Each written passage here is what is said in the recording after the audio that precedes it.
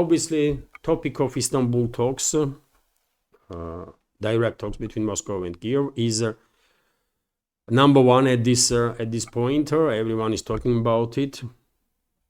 Understandably so. Interest is quite high.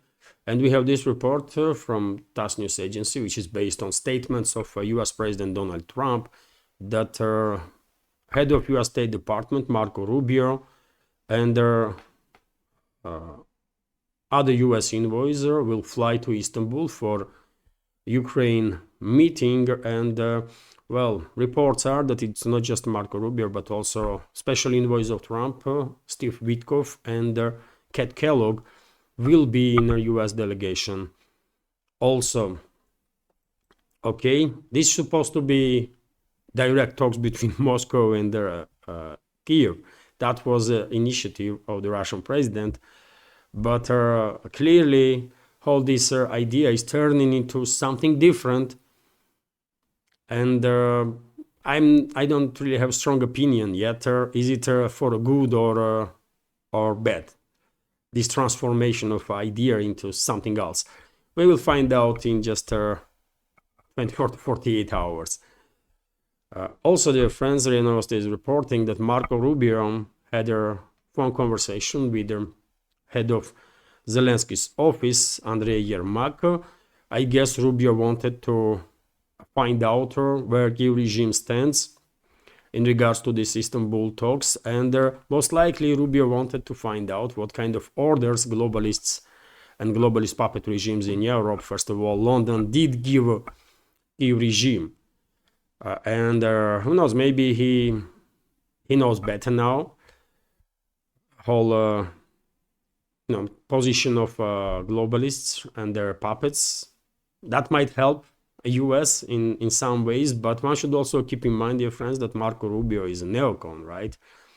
Marco Rubio and Kellogg in the Trump's team, and many others are neocons, and sort of allies of globalists, and therefore, they might also be part of a problem. Questions are, who will lead the Russian delegation in Istanbul? And yesterday, a number of sources reported that Russian Foreign Minister Sergei Lavrov will lead the Russian delegation for talks in Istanbul on May 15. And the delegation will also include Russian presidential aider for foreign policy, Yuri Ushakov, heavyweights for sure. Kremlin did not yet officially confirm this information, neither foreign ministry made an official statement on this matter, but if Rubio is sent by Trump to Istanbul, then, and according to Rubio's schedule, by the way, he should be in Turkey anyways for that period. But if Rubio will attend these talks or will play some role in it, then it does make sense if from Russian side, Lavrov will lead the delegation. Yet again, this is not official information. Today we might find out officially who is going to lead the Russian delegation and who is going to be involved in these talks from a Russian side. And dear friends, I mentioned Kellogg, isn't it already? This neocon who is being put in the position of special envoy of US president in Ukraine as a distraction, because this personality is quite destructive. He clearly makes statements that did not go hand to hand with the Trump's statements. This happens quite often. Well, yesterday on the internet, videos were circulating about yet another statements of Witkoff with the threats towards Russia, with the statements about deployment of NATO troops, also with the kind of demand that Putin should travel himself to Istanbul for whatever reasons, and of course Putin not gonna travel in Turkey. This is there is not even a slight chance, in my personal opinion, by the way. Only way Putin would consider to go to Turkey is if Trump will go there, and if administrations of Trump and Putin will organize face-to-face meeting between the two. But there is not enough time for that left, right, until 15th. So therefore, I think it is absolutely impossible that Putin will go in Turkey. And after all, for security reasons, Russian president should avoid such a travel, because one should keep in mind that Erdogan cannot be trusted, and Turkey itself is an ally of UK, right? Historical ally of UK, which says a lot, right?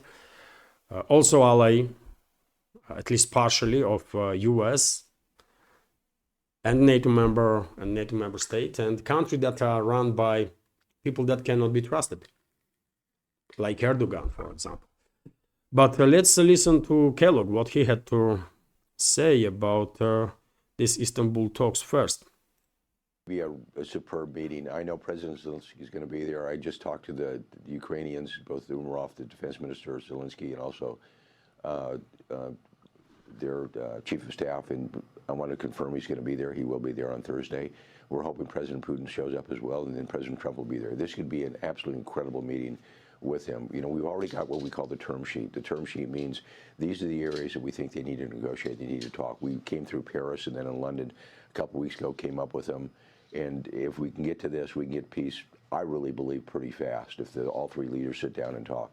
You know, President Trump, he has the art of the deal. He really knows how to make it work. And if he shows up, if Zelensky will be there and Putin shows up, I think we're a lot closer to a deal than many people think. And the first thing we'll go to is obviously a ceasefire, hopefully out of that, 30-day ceasefire, then build ongoing peace negotiations. But, you know, we're ready to go. We'll be there, and we'll see what happens. You see, this moron, Kellogg, once again, talking about this 30-day ceasefire, he said that first, 30-day ceasefire to be discussed and then negotiation to begin. Total nonsense, right? Total nonsense that Russia already said that is completely unacceptable for Russian side. So I wonder why this idiot is, talking about this crap time after time after time. What is wrong with him? And that's why I'm saying either this guy is a distraction, and that's for globalists and European puppet regimes of the globalists. And in that case, okay, I can find some reasoning why this person is still on the position of special envoy.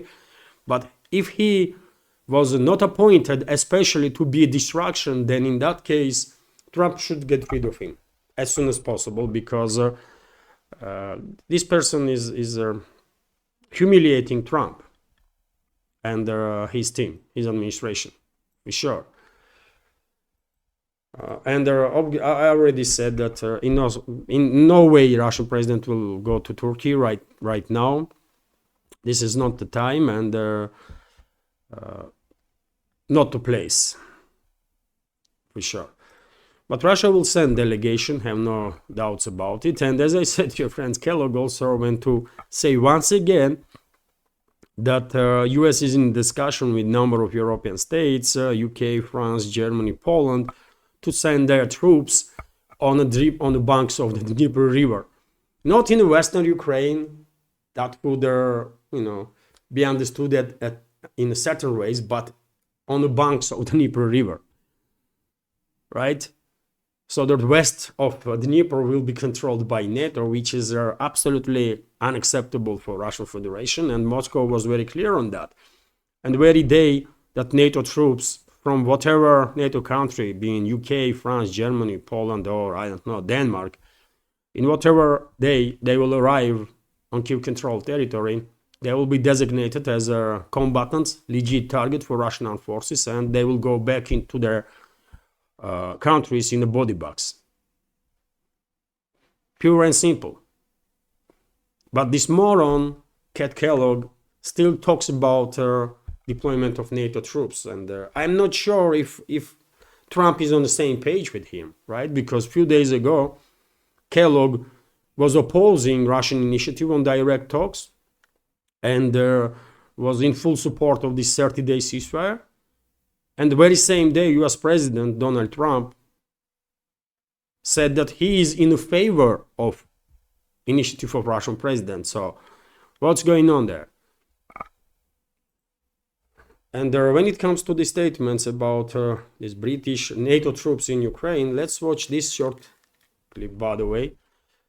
We're talking about NATO as well, the engagement of NATO. What does NATO look like? We were actually saying this may be a time, we hate to say this to Ukraine, but this may not happen in the near term, maybe something in the future, but not right now.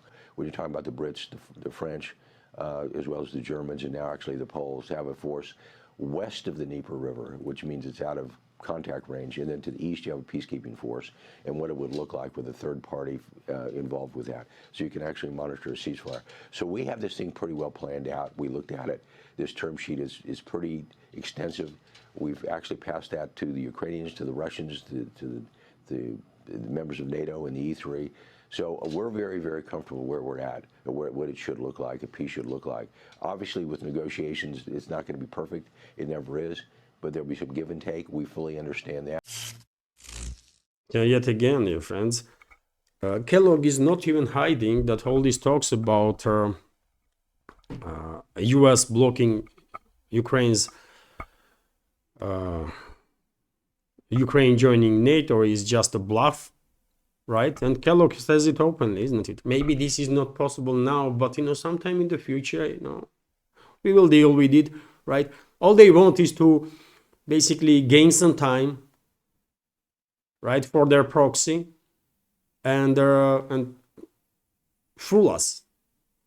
Try at least, right? But it will not work. That's the first point, right? And when it comes to deployment of NATO troops into Ukraine, I already said what is going to happen to them. They will go back to their countries in the body bags.